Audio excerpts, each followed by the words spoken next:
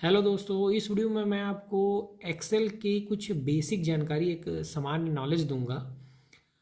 Excel का नाम आपने सुना होगा, इसे माइक्रोसॉफ्ट एक्सेल कहा जाता है। तो सबसे पहले आप उसकी परिभाषा पढ़े होंगे पुस्तक में। उसकी परिभाषा कुछ ऐसी है: एम एस एक्सेल एक विंडोज़ आधारित एप्लीकेशन प्रोग्राम है जो किसी डाटा का गणना कर उस गणना के आधार पर उस डाटा का विश्लेषण कर सकते हैं। विश्लेषण मतलब होता है एनालिसिस। तो मैं आपको इसको एक बेसिक जानकारी दूंगा। तो हम इसमें तीन चीज़ें के बारे में जानेंगे। पहला होता है वर्कबुक, और दूसरा है वर्कशीट और सेल। ये तीन चीज़ें इसमें हम जानने वाले हैं। तो वर्कबुक, जब आप उस एक्सेल को ओपन करते हैं तो एक नया फाइल ओपन होता है। जैसे कि आप देख सकते हैं, ये एक स्क्रीन पर ये फाइल ओपन हुआ है। यह बुक वन के नाम से क्रिएट होता है, इसे ही वर्क बुक कहते हैं। यहाँ पर देखिए बुक वन ये लिखा हुआ है। बुक वन के नाम से ये जो क्रिएट हुआ है इसे वर्क बुक बोला जाता है। वर्क बुक बहुत सारे वर्कशीट का कलेक्शन होता है। बहुत सारे वर्कशीट का मतलब, सबसे पहली शुरुआत में आपको 3 वर्कशीट मिलते हैं। वर्कशीट क्या होता है वो मैं आगे बताने वाला हूँ। ठीक है, तो वर्क बुक आप समझ गए, ये वर्क बुक कहलाता है जो बुक वन के नाम से ओपन होता है। और दूसरा है वर्कशीट। वर्कशीट यहाँ पर देखिए, ये sheet one, sheet two, sheet three, इसे ही वर्कशीट बोला जाता है। जब आप एक्सेल ओपन करते हैं तो यहाँ पर 3 शीट बाय डिफ़ॉल्ट ओपन हो जाते हैं। इसको बाद में आप और जोड़ सकते हैं। जैसे कि ये देखिए, शीट 4, शीट 5, शीट 6, आप अपने आवश्यकता के अनुसार इसे और जोड़ सकते हैं। तो इसे वर्कशीट कहा जाता है। इसे वर्कशीट को स्प्रेडशीट भी बोला जाता है। वर्कशीट और स्प्रेडशीट दोनों एक ही है, दोनों एक ही होते हैं। ठीक है, अब यहाँ पर देखिए, अब आपको सेल की जानकारी दे देता हूँ। इसमें सेल क्या होता है, ये ABCD ये जो लिखा हुआ है इस क्रम में जो है इसको कॉलम बोला जाता है। ठीक है, ये कॉलम है और ये जेड तक जाते हैं। जेड में होने के बाद यह A B A C इसे स्टार्ट हो जाता है। ये देखिए एक्स और ये जेड, ये देखो ये एक्स वाई और ये जेड। जेड के बाद A A A B A C A D, और इसके बाद और आगे आओगे तो जेड पर ये खत्म होने के बाद फिर से BA BB BC, इस तरह ये स्टार्ट होता है। आपको मैं दिखा देता हूँ, ये देखो ये B,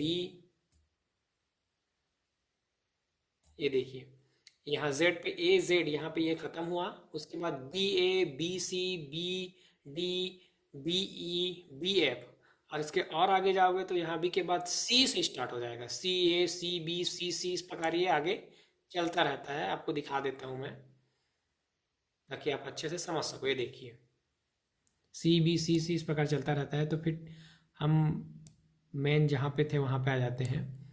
ये हो गया कॉलम। अब आप समझ चुके हैं कि ये कॉलम कहलाता है। ये जो है ये कॉलम है, और इसमें टोटल कॉलम की संख्या कितनी होती है वो भी जानिए। ये भी एग्जाम में पूछा जाता है। इसमें टोटल कॉलम की संख्या होती है 16,384 कॉलम होते हैं। ठीक, अब आते हैं रॉ। रॉ क्या होता है, ये देखिए 1 2 3 4 5 6 7 8 ये जो दिख रहे हैं ये रॉ कहलाता है। और इसमें टोटल रॉ की संख्या होती है 10,48,576 रॉ होते हैं। अगर अभी जो नया वर्जन का आया है, अपडेटेड एक्सेल है माइक्रोसॉफ्ट का, उसमें ज़्यादा भी हो सकता है। ये कॉलम कहलाता है ये, और इधर 1 2 3 4 है, ये अपना रॉ कहलाता है। अब आपको सेल बता देता हूँ। ये जो कॉलम है और ये जो रॉ है, यहाँ पे जो इंस्ट्रक्शन होता है, यानी कि सामान्य भाषा में बोला जाए तो कटान बिंदु बोलते हैं जिसको हिंदी में। जहाँ पे एक दूसरे को काट रहे हैं, जैसे देख रहे हैं आप बॉक्स बना हुआ है, जैसे मैंने यहाँ पे क्लिक किया ये बॉक्स बना, इन्हीं बॉक्स को ही सेल बोला जाता है। यानी कि हिंदी में देखें तो कटान बिंदु, इसको सेल बोला जाता है। इसी में आप अपने डाटा को एंटर करते हैं। अब डाटा को एंटर करने के लिए जैसे हमने डाटा एंटर किया और नीचे आना है तो आपको एंटर बटन दबाना है, ये नीचे आ जाएगा, ये नीचे। अब सेल एड्रेस क्या होता है ये भी आपको एग्जाम में पूछा जाता है। तो सेल एड्रेस को समझिए। जैसे कि मैंने यहाँ पे ये क्लिक किया, यहाँ पे देखिए ये ऊपर ये कॉलम में ये C हाईलाइट हुआ है, और यहाँ पर रॉ में ये 5 हाईलाइट हुआ है। तो इसका सेल एड्रेस हुआ है C5। इसको सेल एड्रेस में इसको बोला जाएगा C5। और यहाँ पे देखिए सेल एड्रेस यहाँ पे लिख के आया हुआ है C5, यहाँ पे लिखा हुआ देख सकते हैं ये C5। ये इसका सेल एड्रेस है। अब जहाँ पे भी क्लिक करेंगे, जैसे कि मैंने यहाँ पे किया तो हो गया B4 और इसका सेल एड्रेस है B4। सेल एड्रेस क्या होता है आप समझ गए होंगे। अब जहाँ पे भी क्लिक करेंगे, जहाँ पे आप कार्य कर रहे हैं, वहाँ का एक यूनिक सेल एड्रेस होगा और आपको यहाँ पर ये दिखाई देगा कि सेल एड्रेस होता क्या है।